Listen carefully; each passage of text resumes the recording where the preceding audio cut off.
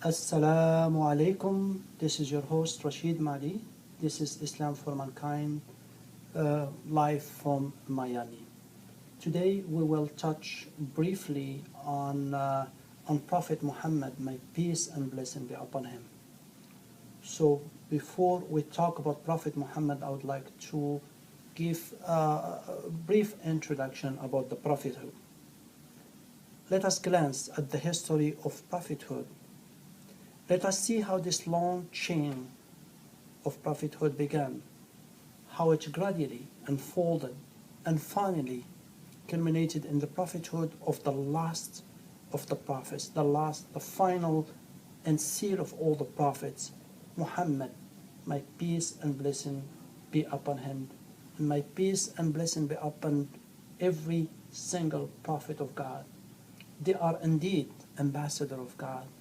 They are indeed the best of mankind to guide humanity to the path of Allah, to guide humanity from darkness to light. So the human race began from one man, Adam. Adam is our forefather. It was from him that the family of humankind began, from Adam to Eve to all humankind. So let us listen to a Quran recitation for Quran recitation, Surah Al-Hujurat 49:13. Surah Al-Hujurat 49:13.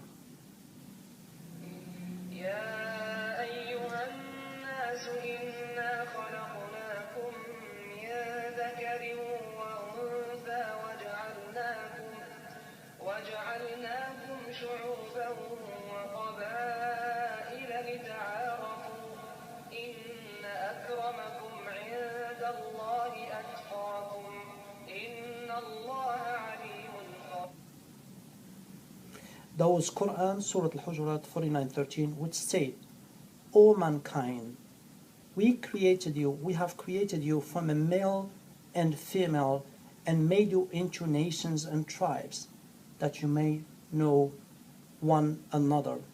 Verily, the most honorable of you with Allah is that he or she, believer, that means who has the taqwa. Meaning the taqwa is he or she is the one who have al-muttaqin. Al-muttaqin is pious. So in another word, in God's sight, because God created us, and He only looks at our heart. It's not our race. It doesn't matter our race or where we are born or where we come from, our blood lineage or anything of that nature. What matters how good of a person you are, your relationship to your Creator, your relationship to your fellow human being, your relationship to the earth, because we are entrusted by maintaining and preserving nature. So we should be steward of this earth. We should be the first people to care about nature, to be environmentally oriented, to care about it, because from it God puts sustenance and we derive our meaning from it. We drink from its water that Allah provide for us. We breathe from the air, so we should be always be constantly reminded not to pollute the air or not to pollute the land or the sea for that matter, because we are steward of this and we will be accounted for it. So as we say, the human race began from Adam, and from Adam come Eve, and come multitude of human beings. So history and religion agree on this point. Also, scientific evidence, scientific investigation on the origin of man also lead to this conclusion as well. So Adam, the first man, also was appointed as the prophet of God. God revealed his religion, Islam, to him and told him to convey and communicate it to all his descendants, to all his fellow human beings. He was to teach them that God is one, the creator, the sustainer of the universe, God alone. And also God sent other prophets as well to remind the same thing as a reminder to humanity to teach the same. So in essence, all religion are the same, to remind human being of the oneness of God, and to teach us how to treat our neighbor, how to be a better human being. So let us see some of the statements of some famous people, that what they say about Prophet Muhammad, may peace and blessing be upon him. So these are impartial statements of justice and equality. So I start with the German poet Wolfgang Goethe. Said, I look into history for a human paradigm and found it to be in Muhammad. Professor Keith Moore, one of the authority in embryology, and one of his books are textbooks, and he's a well-known scientist, well-known embryologist, and is a professor. Professor Keith Moore said in his book, The Developing Human, it is clear to me that this statement must have come to Muhammad from God or Allah, because most of this knowledge was not discovered until many centuries later. This proves to me that Muhammad must have been a messenger of God or Allah. So Professor Keith Moore, when presented with the Quran and analyzed the Quran, and found within it statement of scientific nature that pertain to his field of expertise, which is embryology, and he found that knowledge so advanced and so superior in his knowledge. He took all his life, this is his specialty in embryology. All his life he's been researching. When he found that he could not believe that this, he admitted to the fact this cannot be coming from a human being. This must have come from the creator of the heavens and the earth.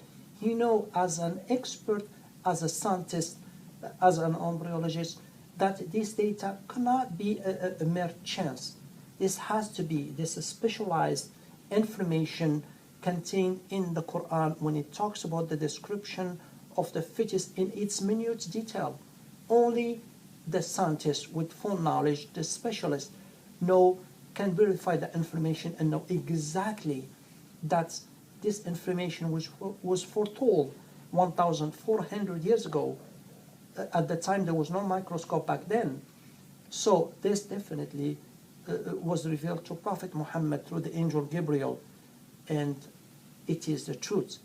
The Quran is not a scientific book, but indeed there is more than 6,000 scientific statements that cover all spheres of science in its respected fields, and that it's minute accuracies that prove beyond any doubt or shadow that this Quran is indeed a miracle in itself. It's a miracle of miracles, as we come to admit once we start analyzing it, once we start scrutinizing it, when we start investigating the Quran, and when we start reading it with open mind and open heart, objectively. So let us continue. Dr. Maurice Bucaille, which he's a surgeon, he's a French scientist and a researcher, said in his book, The Quran and Modern Science, a totally objective examination of the Quran in the light of modern knowledge lead us to recognize the agreements between the two. As has been already noted on a repeated occasion, it makes us deem it quite unthinkable of a man of Muhammad's time to have been the author of such statements on account of the state of knowledge in his day.